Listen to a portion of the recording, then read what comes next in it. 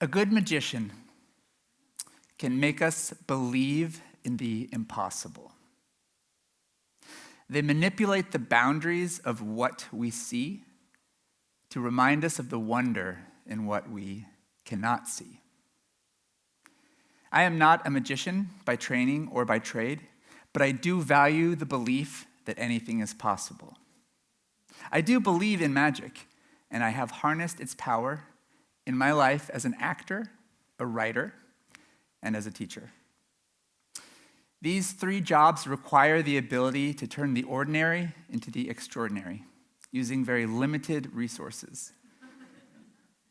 My most valuable resource is creativity. Anyone can learn how to do magic, and I believe anyone can learn how to be creative. You just have to know the trick. Today, I hope to inspire you with one approach that I use whenever I need to make magic. This is how I have learned to see my limitations as opportunities. Professional magicians use a lot of resources. They rely on complicated props, elaborate costumes, colorful lights, dramatic music, smoke, and mirrors. This is how they make you believe. I have a cardboard box, and you all have your imaginations. So please use this resource now as you imagine dramatic music. Inside this box are 3 ordinary household objects that can be found in any home, school, or workplace. These 3 objects can be helpful or dangerous, and the power lies in your hands. This is a piece of paper. This is a pair of scissors. And this is a rock. Scissors have the power to cut a piece of paper in half. Or worse, they can completely destroy it forever by slicing it into tiny shreds of lifeless confetti, practically unrecognizable from its original form. But wait.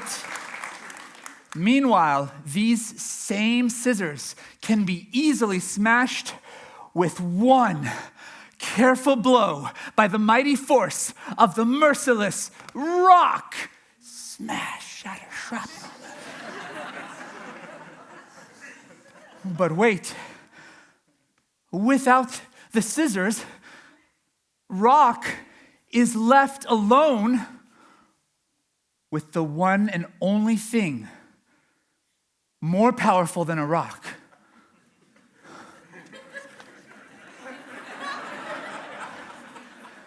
Paper. Paper knows. If you cover a rock, it will disappear.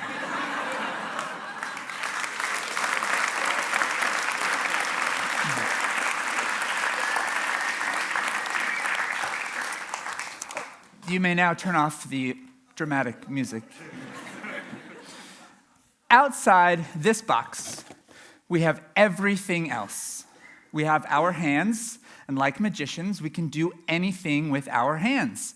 We use our hands to solve problems, make decisions, and determine who gets to eat the last piece of cake. And we do all of these things by playing a game. I know of this game as rock, paper, scissors. You might know it by a different name, like Stein, Sax, Papier, here in Denmark, or Piedra, Papel, o Tierra in Espanol. I've heard this game referred to as Rochambeau. Some people say 1, 2, 3, shoot.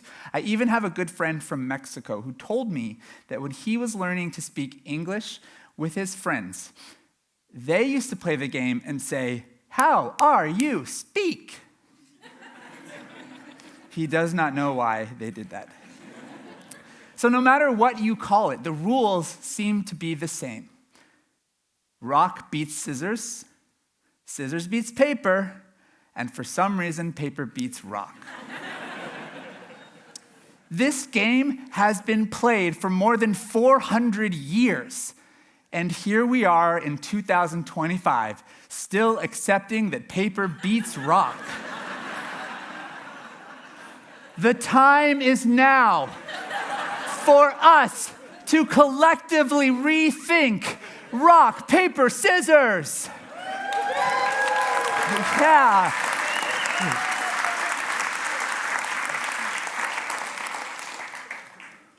But how?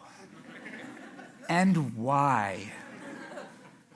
Origin story time. Once upon a time, when I was a teacher, I was at a faculty meeting, and a colleague said, "Today we are going to play rock, paper, scissors." Well, that's weird, I thought to myself. There are like 50 teachers here, and rock, paper, scissors is a two-person game. She continued, "This version of rock, paper, scissors has one small change. 2 people play rock, paper, scissors, and whoever loses has to go behind the winner and start chanting their name and celebrating as they go to the next challenger. This continues round after round until we get to the final round, which will feature a long parade of losers chanting and celebrating for the grand champion." The faculty meeting ended in cheers. The next day, I went into my classroom and I said, "Children, today we're going to play rock, paper, scissors, but with one small change." With 7-year-olds, there was a different result. The children cheered unequally for different classmates. And unfortunate realities, such as gender bias, social hierarchy, and bullying culture, were brought to light. This game ended in tears. After school, I went home and I reflected on what had happened. If one small change could destroy the impact of this game, then maybe one small change could also redeem it. I went back to my classroom the next day, and this time the rules were different again. This time, each round, we all cheer for the new challenger. There was no hierarchy, no rankings, no popularity. Each individual child got to hear their name celebrated equally.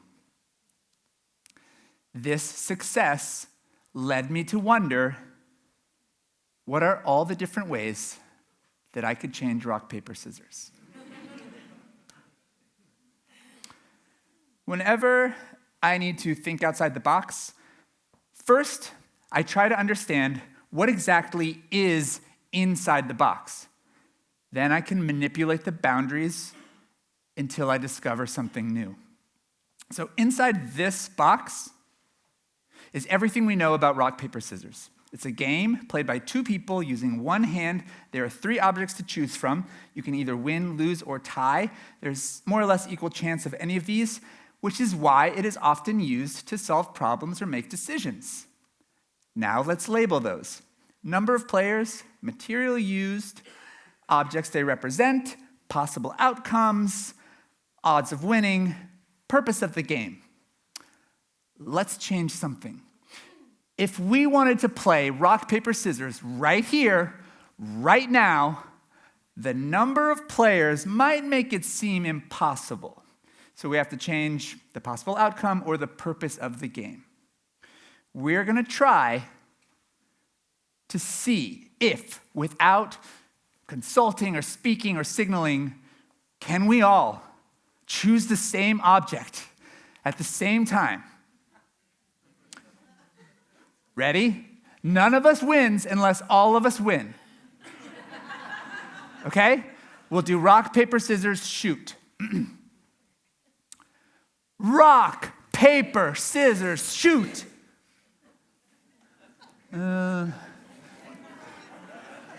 Okay.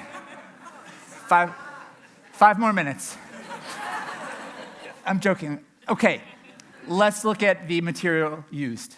In rock, paper, scissors, the material used is a hand, right? This is rock hand, paper hand, scissors hand. Now, make a list of every material you can think of that is not your hand.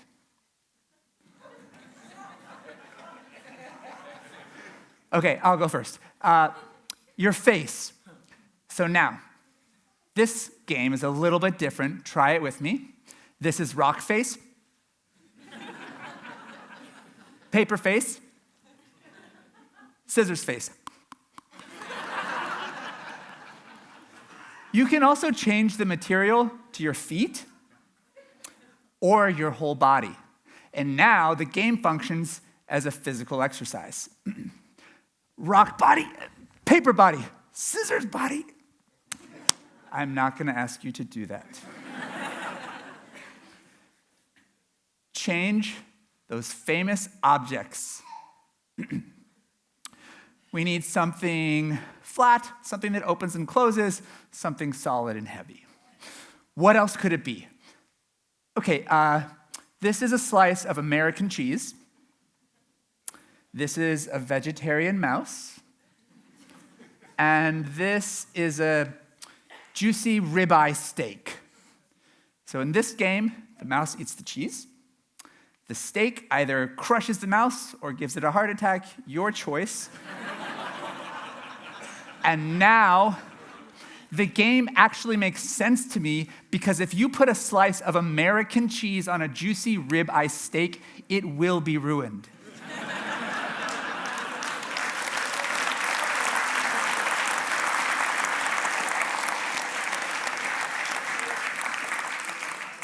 Okay, don't stop there. Let's keep going. What are all the different shapes that you can make with one hand, and what could they represent? And what if you could use two hands? And what if you were not limited to 3 choices? Last one, I promise. Do it with me now. This is grass. Grass loses to grasshopper. Grasshopper loses to squirrel.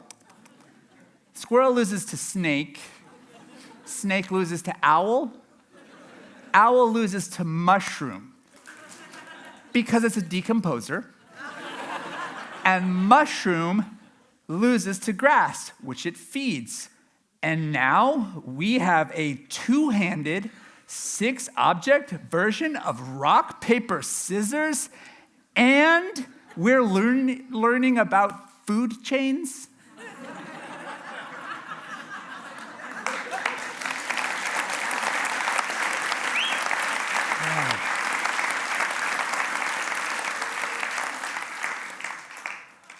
So I teach this concept as an interactive workshop, and I invite participants to make their own small changes to rock, paper, scissors, and I'm always surprised by a new idea that I never imagined because I can only see what's in my box.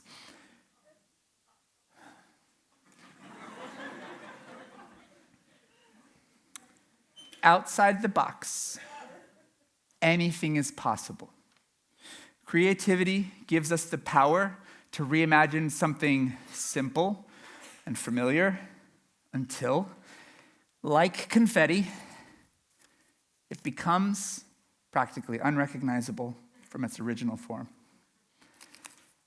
We may discover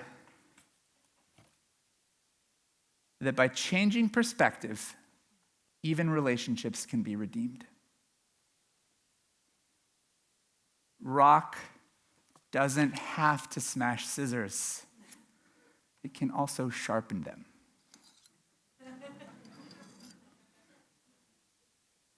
And scissors don't have to destroy paper. They can turn it into a work of art.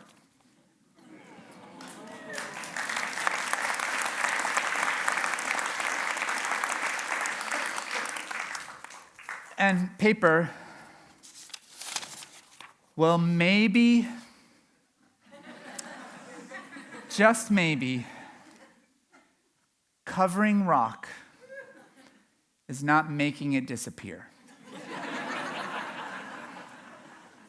It's making it something special. It's turning it into a gift. The gift of transformation, which doesn't fit in a box. Here, I got you something.